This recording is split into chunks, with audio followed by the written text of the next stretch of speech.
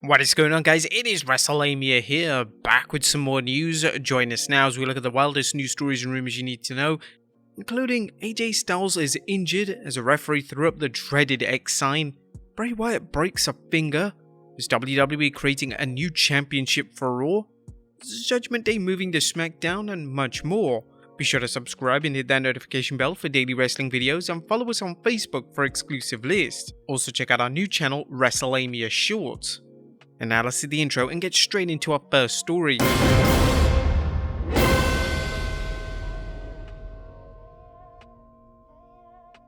first story looks at AJ Styles being injured. Atop of today's news is a report that AJ Styles was injured at a WWE live event. According to Wrestling Inc., Styles and the OC were working a 6-man tag against the Judgment Day's Damian Priest, Dominic Mysterio and Finn Balor in Hershey, Pennsylvania. It was noted that Styles was having issues putting weight on his left foot after the match and he'd have to be walked by WWE officials to get him to the back. Footage online from fans in attendance showcased the X symbol being flashed by the referee, which is a universal sign of a real injury in the wrestling business. The match was reportedly stopped by the referee, and while the injury is believed to be legit, Styles has not updated fans on his status. We'll continue following the story and wish Styles all the best as he deals with this apparent injury. Definitely not the best news for the end of 2022. Legendary TNA commentator Don West passes away. Next up, some very sad news as legendary TNA commentator Don West has passed away. Sadly, Mike Tenay confirmed the news via Twitter, stating, "Just heard from the wife Terry that our brother Don West will be spending New Year's in heaven." Terry said D-Dub finally had to tap out from his match with lymphoma. "We bonded as soon as we met, both as broadcast partners and friends. Years of great moments both on and off camera. I would like to offer our deepest condolences to the family, friends and fans of Don West." Next up, Bray Wyatt breaks a finger. It looks like AJ Styles isn't the only superstar who was injured at a live event. Sportskeeda reports a fan tweeted a video of Bray interacting with them after he defeated Jinder Mahal at a show in Miami. Wyatt can be heard in the video stating he broke his finger. Wyatt has been wrestling matches against Mahal at live events, which suggests that WWE is getting Bray back into shape for a match on TV and or at a PLE. Next up, the real reason why Tyson Fury is not working the Royal Rumble. Does the WWE want boxing great Tyson Fury to work the Rumble? Well, that was a story making the rounds earlier this week, with the narrative being that Fury would work the show if he could resolve difficulties he's having getting into the US. However, if Dave Meltzer is reporting in this week's Observer that even if Fury can appear at the Rumble, the WWE is unlikely to use him in the ring. It was noted that Fury was not willing to put people over or even look vulnerable, and if he were to be in the Rumble as a surprise, what would he do and how does it even make sense for him to do a quick Rumble cameo given the amount of money it would cost to use him?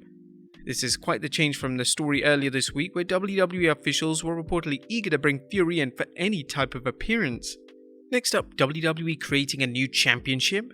Our fans have heard stories that the company has been eyeing a resolution to the lack of world championships on Raw. One of the theories that Roman Reigns would drop one of his undisputed championship belts. However, Meltzer is reporting there remains a lot of talk of creating a second title for Raw or SmackDown if they switch brands with Reigns or if someone beats Reigns in 2023. But I've been told a story going around of that a title being created with Rhodes, Rollins or McIntyre on Night 1 of Mania this year is not the plan as of this week. Interesting news as it suggests Roman Reigns' title run as undisputed champion could continue for a long time. While the idea of Reigns dropping one rather than both belts is convoluted, the idea of Reigns remaining as champion seems par for the course based on the WWE's booking of him over the last 2.5 years.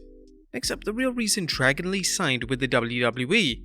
The WWE signing of Dragon Lee is still being discussed, not so much because it's a huge signing, although he is a highly respected luchador, but because it shows the growing curiosity between wrestlers weighing whether to sign with the WWE or AEW. Dave Meltzer discussed the circumstances behind Dragon Lee's decision to join the WWE, commenting on the latest Wrestling Observer newsletter that AEW also made an offer to Lee. One friend of his told us that Lee had come to him looking for advice, likely from him and others, on which offer to take. From a money standpoint, it was obvious more than Mexico, but we were told the WWE offer was above the standard NXT level money, but not main roster money. Meltzer noted that wrestlers signed a confidentiality agreement that prohibits them from revealing their salaries. However, Meltzer also noted that the belief is that he would be the highest paid NXT wrestler now that Mandy Rose is no longer working with the brand. It's a 3-year deal and does call for pay increases with each year, but the hope and certainly the feeling it was given is he would have a main roster contract and be brought up in 2024. As noted in our recent story on Dragon Lee's decision to sign with the WWE, the international star's first choice was the WWE, and he even made mention of wanting the opportunity to become the next Rey Mysterio. Lee's signing could influence whether other luchadors choose to sign, should they have the option of signing with the WWE and AEW. Dave Meltzer noted that we were also told that the younger wrestlers in Mexico are really going to be looking at Bandito in AEW and Lee in WWE in 2023 as far as what is the best for their careers in the US.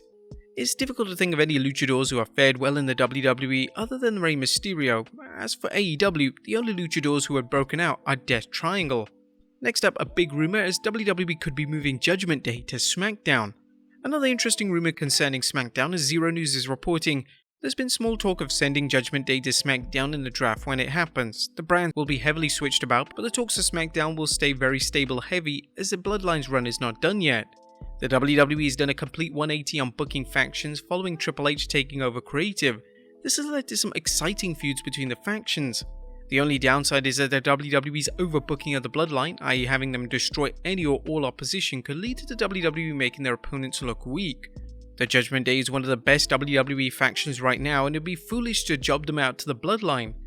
If the Judgment Day do work a feud with the Bloodline, it raises the question whether the Tribal Chief might bring in a female member to battle Rhea Ripley. Next up, the CM Punk situation is far from over. Now you may recall a recent story where Dax Harwood pleaded for Punk and the Elite to reconcile for the good of the business, leading to Punk replying, "Duh." However, fans have also heard rumors that the WWE may be interested in bringing back Punk to the company regardless of his perceived baggage.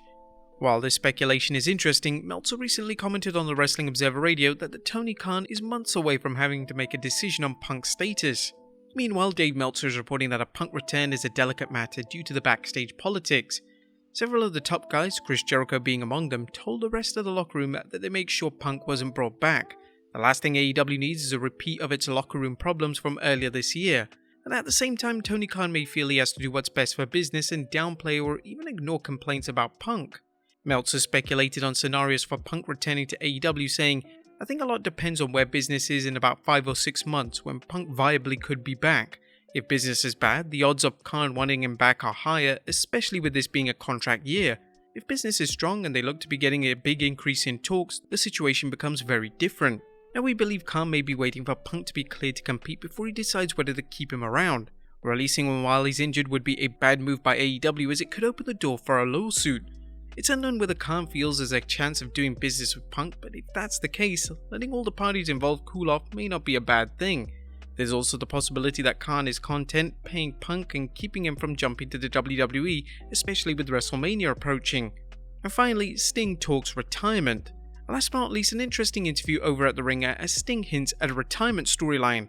The must-read interview features Sting discussing the many twists and turns in his career, including the incredible story of his return to the squared circle. He didn't elaborate on his retirement too much, but he told The Ringer, "Well, I know Darby is going to be a part of it for sure. I won't have a singles match at this point. Darby will be along with me and I'll be along with him, and we can add more to it as far as I'm concerned. But I have a few people in mind and I don't really want to say now." Sting had nothing but praise for his protege Darby Allin, putting over Darby's work ethic, creativity and passion for the wrestling business. But there you have it folks, the wildest news stories and rumors you need to know. Be sure to leave your comments down below and I'll see you next time with some more wrestling content.